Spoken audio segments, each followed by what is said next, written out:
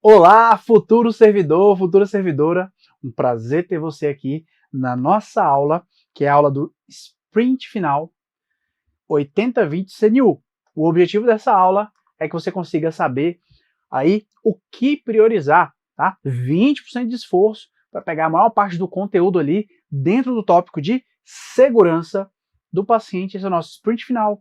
Meu nome é o professor Benefran Bezerra e agora a gente vai falar sobre segurança do paciente. O que está no nosso programa? Olha só, dentro de segurança do paciente, eu entendo que para o CNU, você tem que pelo menos caminhar ali, ó, conceitos básicos, tem que estar na ponta da língua, o Programa Nacional de Segurança do Paciente e a RDC da Anvisa 36 de 2013, tá? Essa parte de toda a estruturação da política. E claro, dentro do programa, entender ali quais são as metas de segurança do paciente, os desafios globais, tá? E também conhecer pelo menos os protocolos ali, importantes protocolos foram publicados pelo Ministério da Saúde que são de cumprimento obrigatório. Então, olha só, dentro de conceitos básicos, vamos começar agora falando sobre o que é segurança do paciente, teoria do queijo suíço e trabalhar alguns conceitos importantes ali, tá? Bom, o conceito de segurança do paciente tem dois conceitos. O primeiro é ausência de lesão provocada pelo cuidado em saúde que deveria ser benéfico. É quando você acaba entrando no serviço de saúde, o paciente acaba entrando no serviço de saúde e ele sai com algum tipo de lesão, com algum tipo de dano que não é em decorrência da doença dele, é em decorrência do processo de tratamento, em decorrência do próprio cuidado, tá? Também chamado de iatrogenia, é um outro termo que pode aparecer na sua prova. Tá? E a gente tem a definição que está no nosso programa, que é reduzir ao mínimo aceitável o risco de um dano desnecessário associado ao cuidado em saúde. Como assim, professor? Reduzir o risco de dano, quer dizer, na segurança do paciente se entende que sempre existe algum grau de risco, mas ele vai ter que ser reduzido. Tá?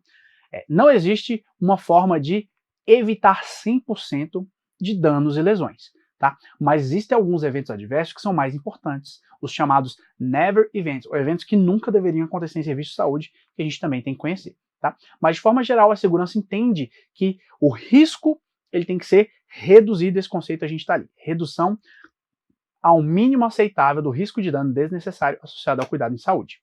Tá? E aí, quero trabalhar com você já o conceito de evento adverso, tá? Para a gente poder lembrar. Olha só, evento adverso. Falou em evento adverso, quer dizer que teve dano. Evento adverso. Adverso, dano. Tá? O evento adverso vai ser uma lesão ou um dano não intencional. Tá? Não intencional. Eu não quero que aquilo aconteça com o paciente. Tá? É uma lesão ou dano não intencional e que vai resultar em quê? Em uma incapacidade ou disfunção. A incapacidade pode ser temporária, como, por exemplo, o paciente ter algum tipo de reação em pele, numa troca de medicação, ou pode ser uma incapacidade permanente. O paciente foi operado do lado direito e era do lado esquerdo.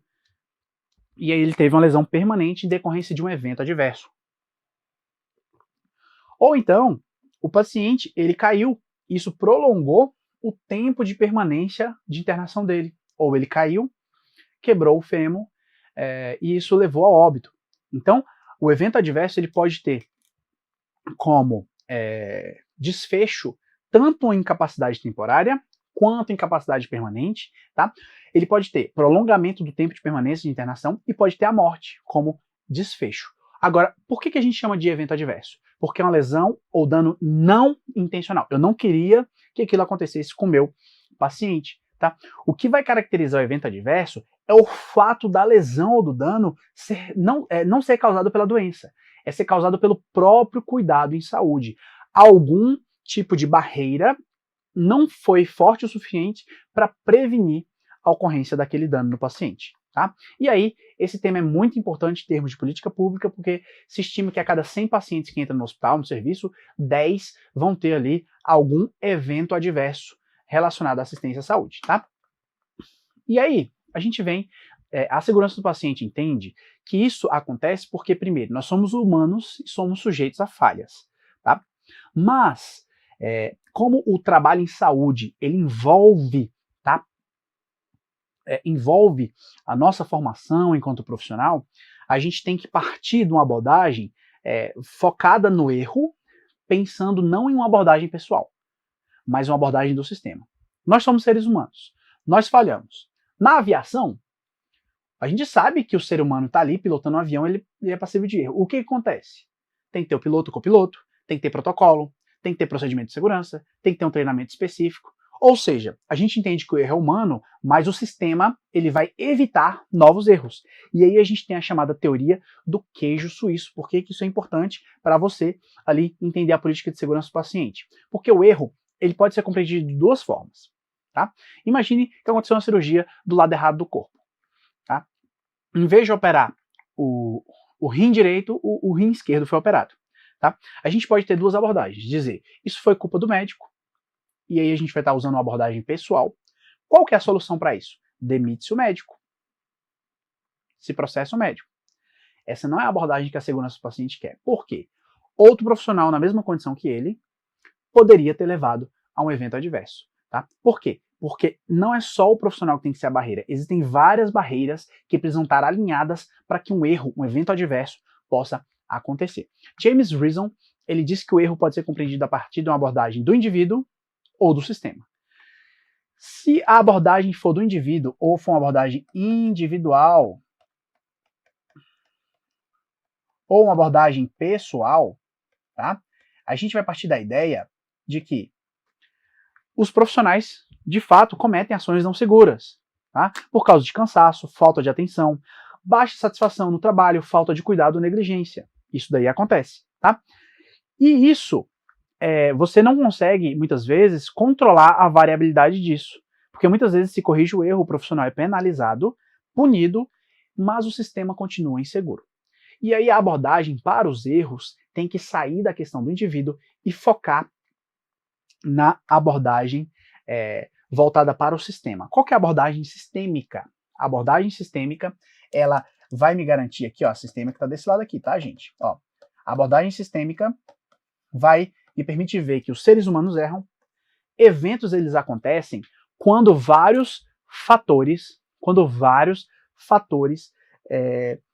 aconteceram para que isso ocorresse, tá? E aí, olha só, medidas de controle não vão mudar a nossa condição humana, mas mudam a nossa condição de trabalho. Quando a gente foca no sistema, a gente consegue saber por que e como que aconteceu para evitar em próximos pacientes, tá? A segurança do paciente, ela não vai dizer que o profissional que violou uma regra, que ele não tenha que ser punido, não é isso. A ideia é mudar a cultura. Em vez dessa ser a primeira alternativa, é focar no sistema para ver como que a gente pode melhorar a política e garantir que os erros sejam tratados de forma que os serviços de saúde aprendam com o erro, tá? A ideia básica é, o ser humano erra, é falível e os erros são esperados, até nos melhores hospitais, nas melhores organizações. Tá? Agora, como a gente não pode mudar a condição humana, a gente tem que mudar a condição em que o ser humano funciona. Em vez de simplesmente culpar o profissional, eu coloco procedimentos dentro de uma sala cirúrgica, o checklist de segurança cirúrgica, e a equipe cirúrgica precisa obrigatoriamente preencher o checklist e se comunicar. É aquilo que fala, a cirurgia pode ser liberada. É o que evitaria esse tipo de ocorrência. Tá? A teoria do queijo suíço é assim, ó. Queijo suíço, ele tem esses conjuntos de furinhos aqui, ó. E a ideia é o seguinte, um incidente, um evento adverso, ele vai acontecer quando várias barreiras falharem e os buracos do queijo forem alinhados. Então, no caso da troca, a cultura de segurança não permitiu ali a comunicação adequada dos profissionais, tá? Faltou capacitação na sala cirúrgica, faltou o mecanismo de comunicação, o processo cirúrgico começou sem confirmar o sítio, sem que o profissional de enfermagem demarcasse ali o sítio da cirurgia, tá? As barreiras físicas que podiam ter sido feitas, as perguntas que poderiam ser feitas aos pacientes falharam e os protocolos da instituição também falharam. E isso levou a um evento adverso, tá? Lembrando, evento adverso é o que dá dano ao paciente que é inesperado, tá? Então, o evento adverso acontece quando os buracos do queijo suíço operam na mesma linha, e ele vai acontecer por causas ativas, falhas ativas e falhas latentes. Causas ativas, causas pessoais, são o profissional comete ação insegura na hora de infringir uma técnica, ele pode violar momentaneamente as defesas, e é uma violação que pode ser pontual. Já as causas latentes, elas estão no sistema. Elas são sistêmicas, elas enfraquecem todas as defesas que eu tenho para o meu paciente. Tá? Então, quando a gente fala da segurança do paciente, se a banca disser para você, se a FGV disser assim, ó, a segurança do paciente busca a substituição da abordagem pessoal pela abordagem sistêmica, certo ou errado? Certo. A segurança do paciente foca nas falhas latentes que estão nos sistemas e não nas causas ativas, certo ou errado? Certo. Foca nas causas latentes dos sistemas, tá bom? Primeira coisa para a gente fechar aqui e levar isso para a prova. Segunda coisa, conceitos-chave que você precisa saber, tá? As bancas costumam cobrar isso com muita recorrência, tá? São questões mais básicas, e isso foi cobrado pela FGV na prova da Câmara dos Deputados, ali para o cargo de enfermeiro, tá? Olha só, você não pode confundir esses conceitos aqui, ó. Incidente com dano, incidente sem dano e near miss, ou próximo do erro. Olha só, para ficar fácil é o seguinte, incidente é alguma coisa que eu não espero. Não deveria ter acontecido, é um incidente, tá? Se o incidente tiver dano, acabou, evento adverso. Incidente com dano é evento adverso. O que é o dano? É o dano físico, psicológico, tá? Temporário. Alguma coisa aconteceu com o paciente, é um incidente com dano. A gente chama isso de evento adverso, tá? Mas eu tenho um incidente que ele é sem dano. É um incidente que atingiu o paciente, mas não causou dano. É aquela situação em que teve uma troca de medicamento, tá? O paciente, em vez de receber ali dipirona, ele recebeu paracetamol, tá? Ele recebeu, então ele foi exposto ao risco, mas não deu nada. Teve um erro? Teve. Eu posso dizer que teve evento adverso? Não, porque ele não teve dano, não teve sinal nem sintoma. Mas foi um incidente, algo inesperado que aconteceu? Foi. Aí você vai se perguntar assim, tá, esse incidente teve dano ou não teve? Trocou a dipirona pelo paracetamol, não aconteceu nada. Se trocou a dipirona pelo paracetamol e não aconteceu nada, é um incidente sem dano, ou pode ser um near miss, tá? Agora, olha só, é um incidente com dano? Se é com dano, primeira pergunta, tá? Com dano. Primeira pergunta. Se tem dano, ele vai ser um evento adverso. Se ele for sem dano, aí você tem que tomar cuidado. Se ele for sem dano, você vai fazer a segunda pergunta, que é o seguinte: atingiu o paciente? A segunda pergunta é: atingiu o paciente? Vamos lá. O paciente ia receber dipirona, recebeu paracetamol. Isso aconteceu, ele tomou, mas não aconteceu nada. Foi um incidente? Foi. A pergunta é a seguinte: atingiu o paciente? Atingiu. Ele não teve efeito, não teve evento, nada, mas atingiu. Foi um incidente sem dano. Atingiu o paciente, tá? Se atingiu o paciente, é um incidente sem dano. Essa segunda hipótese que está aqui no meio. Incidente sem dano. Incidente que atingiu o paciente, mas não causou dano, tá? Agora imagina que o médico prescreveu dipirona, o técnico de enfermagem preparou ali, pegou o paracetamol, e quando estava chegando próximo ao paciente, ele identificou o erro. Aí você vai se perguntar, vamos lá na nossa sequência. Primeira, teve dano ou não teve? Não teve. Foi um incidente? Foi. Algo inesperado. Segundo, atingiu o paciente? Não, não chegou a atingir o paciente, porque o técnico foi uma barreira antes do evento. Ele olhou, ele checou, fez ali os 13 certos ali do medicamento, e ele identificou aquele erro antes dele acontecer. Se não atingiu o paciente, a gente chama isso de near miss. Esse termo em inglês, near quer dizer próximo da falha, ou próximo do erro, tá? Próximo da falha ou próximo do erro. Near miss. É um incidente que ele não chegou a atingir o paciente.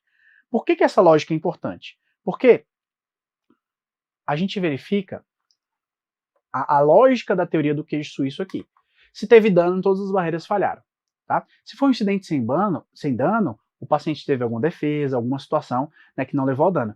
E se for near miss, chegou perto do erro, mas não se concretizou, não atingiu o paciente. Essa é a lógica. E aí, você vai lembrar aqui desses conceitos chaves. Resumão para você levar lá para o dia da prova, tá? Segurança do paciente já falamos, reduzir o risco de dano desnecessário. Dano, olha só, quero chamar sua atenção para dano, porque dano pode ser um dano físico, tá? comprometimento da estrutura ou função do corpo, ou qualquer efeito oriundo, incluindo doença, lesão, sofrimento, mas pode ser um dano físico, social ou psicológico, tá? Conceito de dano, tá? Em relação ao risco, o que é risco? Risco é a probabilidade de um incidente acontecer, tá? Risco é a probabilidade de um incidente acontecer. Quer ver? Olha só, quando eu falo de cigarro e câncer, eu posso afirmar, assim, tecnicamente, cigarro causa câncer? Você vai falar, sim. Por que você diz isso? Vamos lá. Dá para eu afirmar que 100% das pessoas que fumam vão ter câncer? Certo ou errado? Errado. Não dá para afirmar isso. Mas por que a gente diz que o cigarro causa o câncer de pulmão? Porque quanto mais pessoas fumam, quanto mais um indivíduo fuma, maior o risco dele ter câncer de pulmão. Se observou nos indivíduos que tinham câncer de pulmão quantos que fumavam. E quando você comparou esses dois grupos, você percebeu que existe um risco maior entre aqueles que fumavam do que aqueles que não fumavam. Risco é o quê? É a chance, a probabilidade de um incidente acontecer. No caso da segurança do paciente, vai ser a probabilidade de um erro médico acontecer, vai ser a probabilidade do paciente sofrer uma queda, a probabilidade do paciente sofrer ali uma troca em lado do corpo na cirurgia, tá? Risco é a probabilidade de um incidente acontecer, tá? Incidente é um conceito amplo, tá? Quando eu falo de incidente, ó, incidente está aqui, gente, ó, vou destacar de vermelho, e agora você vai ver que incidente é um gênero, é um termo amplo para tudo que está aqui. Tudo que está aqui, circunstância notificável, near miss, incidente, lesão, evento adverso, é tudo incidente, ó, tudo começa com incidente, olha só. Incidente pode ser um evento ou circunstância que poderia ter resultado ou resultou em dano desnecessário. Incidente é o conceito mais guarda-chuva que tem. Quando eu falo que ele é gênero e tem espécies. Ele é um conceito guarda-chuva para conceitos menores. Então, incidente é aquilo que pode ou poderia ou resultou em um dano ao paciente. É algo inesperado, é isso. Incidente é algo inesperado, tá? E aí, dentro de incidente, eu tenho 4 categorias. Professor, mas o senhor não falou de evento adverso? Foca aqui no material. Ó. O senhor não falou de evento adverso, incidente sem lesão e near miss, mas tem outra ali, circunstância notificável. O que é isso? É assim, gente. A ideia é o seguinte. Quando eu olho a lógica de near miss, incidente sem dano e com dano, envolve o paciente. Circunstância notificável, ela vem antes, tá?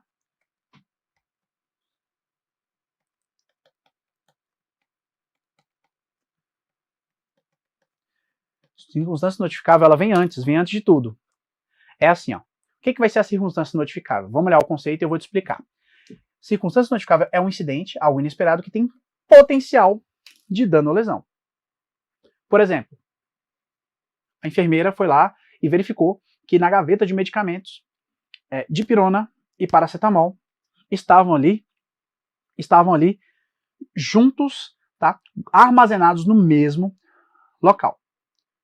Envolve o paciente? Não. Mas é uma circunstância que é digna de nota. É uma circunstância notificável. É um incidente que tem potencial de dano ou lesão. Potencial para quê? Para troca de medicamento. Tá? É um paciente que ele está sem pulseira de identificação no serviço. Se ele está sem pulseira de identificação no serviço, quer dizer, de fato a gente vai confundir o paciente? A gente não sabe, mas é uma circunstância notificável. O near miss, ele já é próximo do erro. Tá? É um incidente que envolve um paciente, mas que não atingiu. Tá? O técnico de enfermagem chegou e foi administrar o medicamento para Dona Maria José, e aí ele falou, a senhora é Dona Maria José? E ela falou, não, eu sou a Maria Juliana. Peraí. Antes, foi quase um erro, quase aconteceu, já envolveu um paciente, o near miss. Tá? E aí, olha só, isso é até bom para a gente lembrar, porque no protocolo de identificação do paciente, o correto não é você falar o nome e pedir para ele confirmar. Senhora fulana de tal, isso não é recomendado. É assim, a senhora pode me informar o seu nome, se o paciente consegue se comunicar, tá? E aí checar na pulseirinha branca se ela tem pelo menos 2 identificadores. Nome, data de nascimento.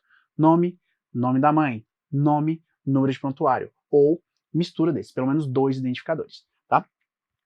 Bom, deu para entender a circunstância notificável? Beleza, passamos por near miss, incidente sem lesão e evento adverso. Não confunda esses conceitos, tá bom? Incidente sem lesão, incidente que atingiu o paciente, mas não causou dano, e evento adverso, incidente que resulta em dano ao paciente. Ficou fácil, né? Tem dano, bota aí na frente, ó. Dano, evento adverso, tá bom? Quase erro, near miss. Near miss. Incidente sem lesão é um incidente que atingiu o paciente, mas não causou dano. E aí você consegue, fazendo esse esquema, lembrar desses conceitos na hora da prova. Outro conceito importante, que às vezes cai em provas mais elaboradas, como a da FGV, é o conceito de cultura de segurança.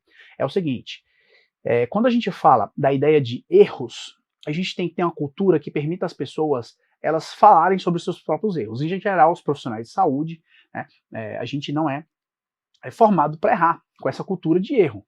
Né? Você fala, graças a Deus, né? Sim, mas de forma geral, o profissional de saúde, ele não sai com a ideia de que tudo pode acontecer de errado e por isso ele tem que estar seguro, seguir protocolo. Né? Então, quando nós falamos da cultura de segurança, o que é isso? Cultura de segurança vai ser... Cultura é um conjunto de valores. Cultura de segurança é o produto de valores individuais e de grupo. Atitudes, percepções, competências, padrões de comportamento que vão mostrar qual o compromisso com a saúde e segurança, tá?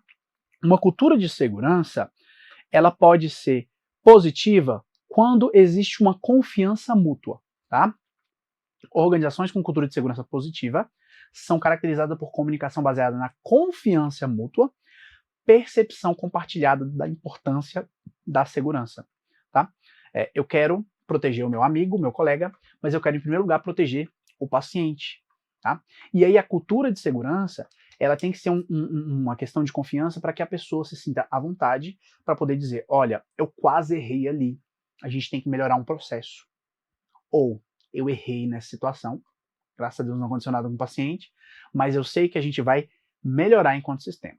Eu sei que parece um pouco abstrato, mas a ideia de cultura de segurança é essa. Tá, professor, entendi. Como que isso cai na prova? Cai exatamente como está na portaria. Tá? E aí os conceitos da portaria, da norma da Anvisa, eu já estou trazendo para essa aula, tá? Olha aqui. Cultura de segurança é a cultura em que todos os trabalhadores, incluindo profissionais envolvidos no cuidado e gestores, assumem responsabilidade pela sua segurança, segurança dos colegas, pacientes e familiares. Eu sou responsável por você, você é responsável por mim, nós somos responsáveis pela segurança nossa, dos nossos colegas, pacientes e familiares. Essa é a cultura de segurança. Outra característica, a cultura vai priorizar a segurança. Segurança é mais importante do que meta financeira e operacional. Se essa cair na prova, tá fácil, né, gente? Tá fácil de lembrar. Né? Segurança em primeiro lugar. Terceira característica, ela encoraja e recompensa a identificação, notificação e resolução de problemas. Olha só, a cultura de segurança, no final, ela vai encorajar e recompensar as pessoas que estão fazendo os erros aparecerem. Não é a cultura de que está denunciando o outro, não. É a ideia de que os erros, eles têm que ser vistos para que a gente possa corrigir o nosso sistema e, claro, melhorar o nosso comportamento. E a cultura de segurança é uma cultura que, a partir da ocorrência de incidentes, promove aprendizado. Eu aprendo com o meu erro. O serviço de saúde aprende com o erro dos profissionais e com o erro dos sistemas. Tá? O último item, a cultura que proporciona recursos, estruturas e responsabilização para manter a segurança. Tem pessoas para manter a segurança. Por que o técnico de enfermagem errou? Por que aconteceu uma determinada troca? Ah, porque ele estava mais de 24 horas no plantão, houve uma falta de alguém. Tem fatores de gestão associados às questões que precisam ser tratadas. Não é só um problema individual que gera um erro, tá? E aí a gente tem os 5 pilares da cultura de segurança que eu resumi aqui para você poder lembrar, porque é um conceito que às vezes cai em prova e ele é mais difícil de lembrar, porque ele é um pouquinho mais complexo, por isso que eu investi tempo aqui, tá? Então, para você lembrar os 5 pilares da segurança. Responsabilidade compartilhada, todo mundo é responsável pela segurança. Prioridade máxima, segurança em primeiro lugar. Depois, quem encontrou o erro, eu tenho que valorizar e estimular, tá? O serviço aprende com o erro e é necessário que exista uma estrutura para isso, tá? Se eu só vou denunciar o colega e não tiver ninguém para tratar, não tiver um núcleo de segurança para investigar, tá? A gente pode só punir a pessoa e acabar não aprendendo. E aí um conceito importante é a ideia de cultura justa, que é o seguinte, as pessoas, nós, eu e você, cometemos deslizes, tá? E tem pessoas que podem ter algum comportamento de risco, tá? É o seguinte, a cultura de segurança, ela evita, grave isso aí, evita punição, evita cultura punitiva, tá? Mas em situações imprudentes, tá? Em situações que as pessoas colocam a si mesmo, colega, pacientes em risco, tá? A cultura tem que ser justa para não permitir que o erro humano seja ali uma desculpa, tá? Bom, gente, finalizamos a parte de conceitos e para a gente fechar essa aula, eu quero passar rapidamente pelo que embasou as políticas de segurança do paciente, tá? Para a gente poder lembrar, além dos conceitos, o nosso Programa Nacional de Segurança do Paciente vai trazer os 3 desafios globais, as 6 metas internacionais e 6 protocolos que levaram ao Programa Nacional de Segurança do Paciente. Para isso, você tem que saber os 3 desafios globais. Quais são os desafios globais? O primeiro desafio global foi 2005-2006, que tratou de uma assistência limpa, uma assistência mais segura, e aí o principal foco foi higiene de mãos e prevenção de infecção. Segundo desafio foi 2007-2008, tá? Com o cirurgias seguras salvam vidas, tratando aí de reduzir a morte e a morbidade associada por intervenções cirúrgicas, as cirurgias aumentam a cada ano, e o risco também. E o terceiro desafio global foi lançado em 2017, com o tema medicação sem danos, né, focando aí na administração, gestão de medicamentos de forma segura. Rapidamente, para você lembrar, o primeiro desafio global foca nas infecções, e ele envolve higiene de mãos, tá, que é a medida individual principal, mais barata e mais importante para prevenir infecções, tá? Procedimentos clínicos seguros efetivos, segurança de sangue e hemoderivados, administração segura aí de injetáveis, imunobiológicos, segurança da água, saneamento básico e resíduos. Segundo desafio global, cirurgias seguras que envolvem prevenção de infecção de sítio cirúrgico, anestesia cirúrgica, equipe cirúrgica e indicador de assistência. Segundo desafio foca em cirurgias seguras. Então, primeiro desafio, infecção. Segundo desafio, cirurgias seguras. Terceiro desafio global, aí vai ser medicação sem danos. O objetivo é reduzir os danos graves e evitáveis associados a medicamento, em 50% em todo o mundo. Tá? E como? Identificando áreas de risco para a segurança do paciente e desenvolvendo ferramentas para prevenir esses danos. Tá? Então, já sabemos os 3 desafios globais, agora vamos às 6 metas internacionais e 6 protocolos de segurança do paciente. Tá?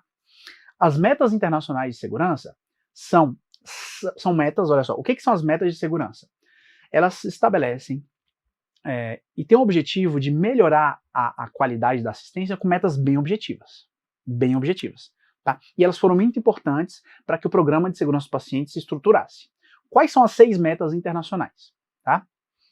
A Organização Mundial da Saúde, OMS, e a Joint Commission, que é a instituição de acreditação dos Estados Unidos, elas estabeleceram 6 metas internacionais de segurança do paciente. A primeira delas, identificar o paciente corretamente.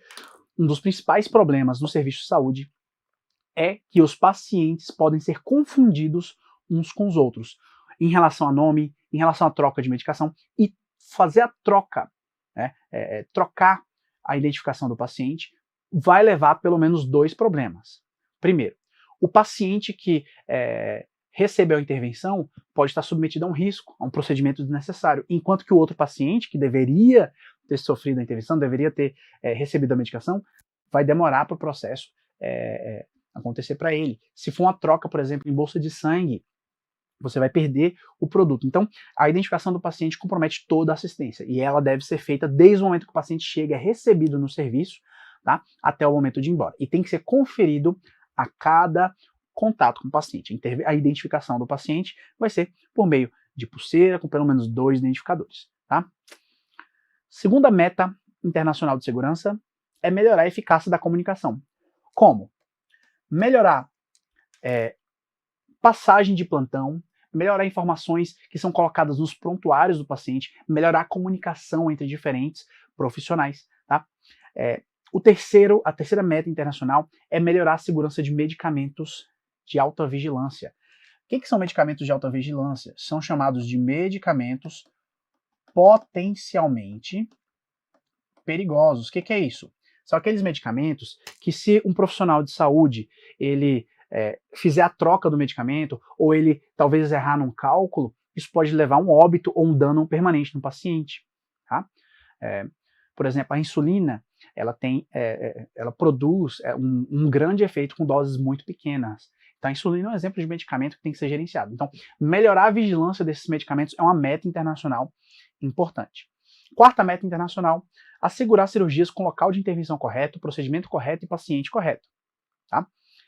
Quinta meta internacional, reduzir o risco de infecções associadas a cuidados em saúde. E a sexta meta, reduzir o risco de danos ao paciente decorrente de quedas. Decorrentes ali de quedas, tá bom? Essas são as 6 metas internacionais de segurança do paciente. E aí, eu preciso que você conheça pelo menos os 6 protocolos de segurança. São 6 também, mas não são iguais às metas. Você vai perceber que, por exemplo, a parte de úlcera por pressão não está ali. Quer ver? Ó? 6 protocolos de segurança do paciente são o quê? O que são os protocolos de segurança? Isso aqui é importante, ó. Protocolos são desafios e soluções e metas de segurança que têm um baixo custo e elevado impacto.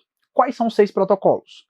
A gente tem o protocolo de cirurgia segura, protocolo de higiene de mãos e serviços de saúde, tá? Protocolo de prevenção de úlcera por pressão. O que é a úlcera por pressão? Um paciente que ele fica acamado, tá?